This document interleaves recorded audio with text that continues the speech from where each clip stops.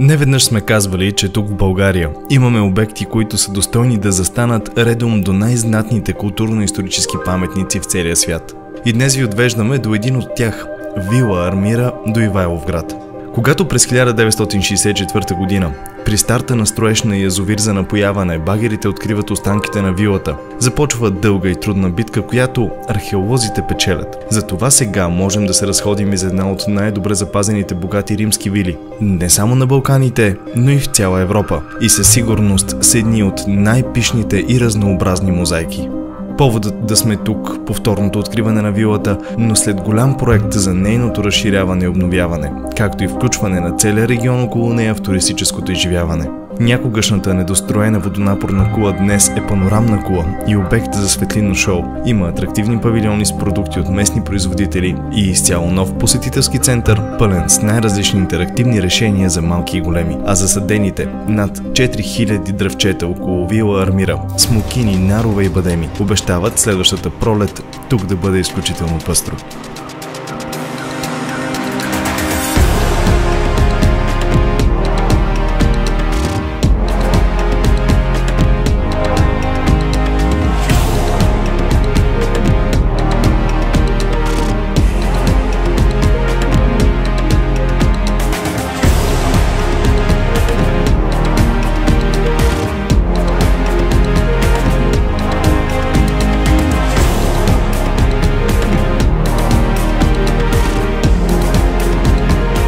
Името Армира, когато и да го произнасям, винаги буди в мен вълнение. Така и в момента.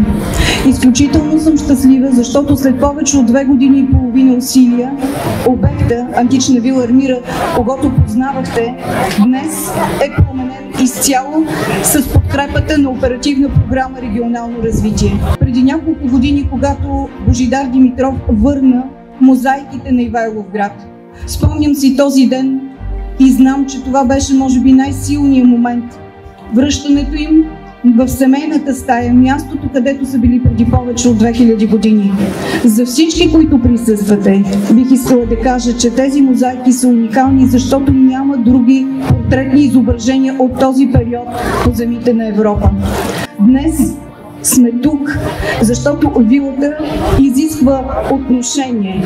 Тя е обект, който се чувства през сърцето и със сърцето на всеки един от нас. Безкрайна благодарност искам да отдам на госпожа Гергана Кабакчиева. Човека, без който този обект нямаше да бъде същия. Изключителен професионализъм към всеки един детайл, към всичко, което се докосваше толкова ревностно. Аз искам това нещо да го виждам във всеки един от присъстващите, от всеки един българин, защото именно това ни липсва – родолюбието и отношението към нещата, които ни правят българи. За мен е изключителна чест да ви поздравя на това място Антична вила Армира. Преди 60 години тук са работили багери, а преди 2000 години на това място е кипял живот. Тук са се вземали решения не само за региона на източните Родопи, най-вероятно и за цяла Тракия. Този мрамор е издигнал собствениците на Антична вила Армира до основатели на 2 големи древни града. Това са Адрианопол, днес Одрин в Турция, и Плотинопол в Гърция. Тук са идвали императори и императрици. Тук е кипяла култура, не само живот.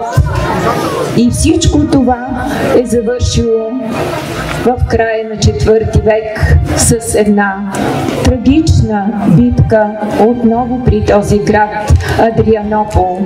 Забавлявайте се, радвайте се на това приказно място и посещавайте отново и отново вилата, защото само така ще се наслаждавате на това, което ни предоставя този археологически обект.